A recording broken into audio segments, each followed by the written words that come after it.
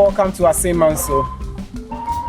My name is Kwame Divine, and I'm going to be your guide here at this particular facility.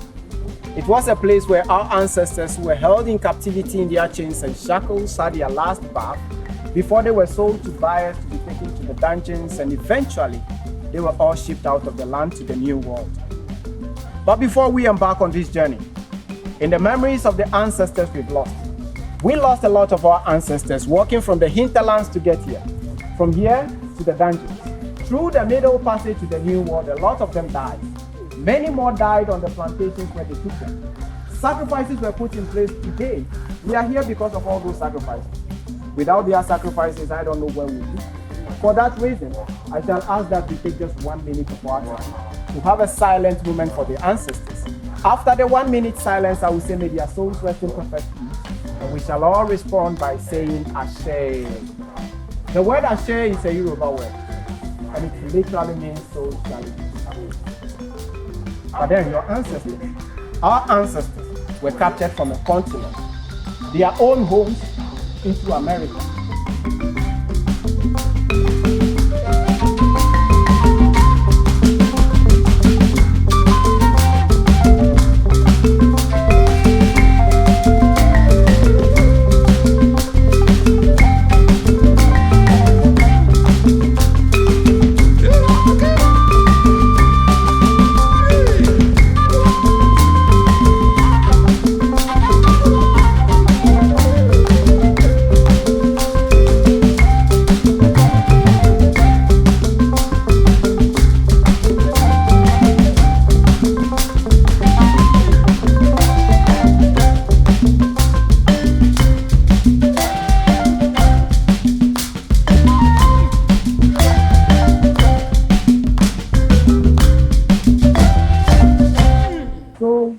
To the river and you touch it, bear in mind that you are washing away this and its negative impacts, the epigenetics, the generational traumas, and everything that this whole infamous transatlantic slave system with is being washed away for the river to take away.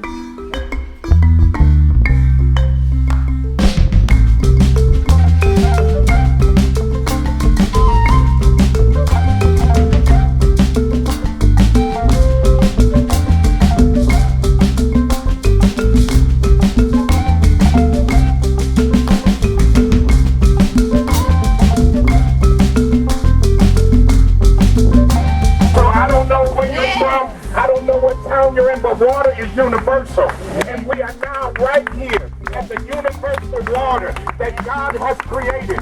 And so my question is, can we lift up a praise for 30 seconds non-stop to thank God for our ancestors? Come on, thank God for our grandmothers, great-grandmothers, great-great-great-great-great-grandfathers.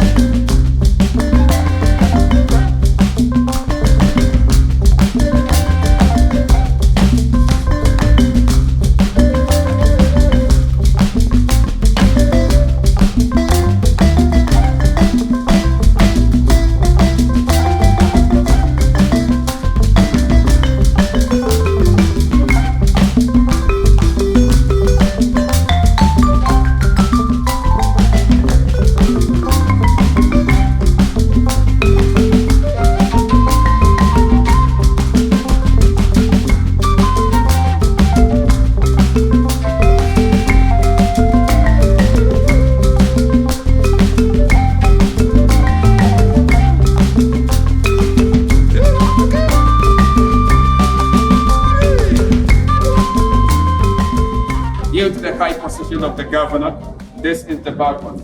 Put it out there for the governor to stand. When he gave orders to the soldiers to have all the gates of the dungeons open any time, he desired to satisfy himself sexually. As we have assembled over here, that was what they did. He looked through, he picked a woman of his own choice. Against her own will, she was given something small just to cover herself. Then, forward, to walk through this door. But just ask yourself, how possible for 150 people to use a few containers, about 4 to defecate. As a result, they ended up bleeding to the floor. These doors were locked with wooden gates to prevent anyone from going out or escaping. So the only sources of light of ventilation came from 2 areas where we have the iron bars, this side and this side.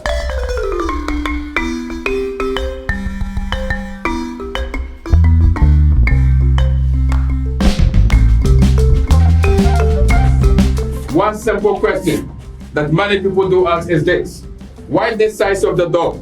Why too narrow? Why too tiny? Why too little? They did that for 3 main reasons. 1 was to control our ancestors. Right. 2, for easy counting. 3, to dehumanize enslaved Africans. But narrowing the door into this size did not suggest that our ancestors were not strong. They were, because Africans are known to be strong people.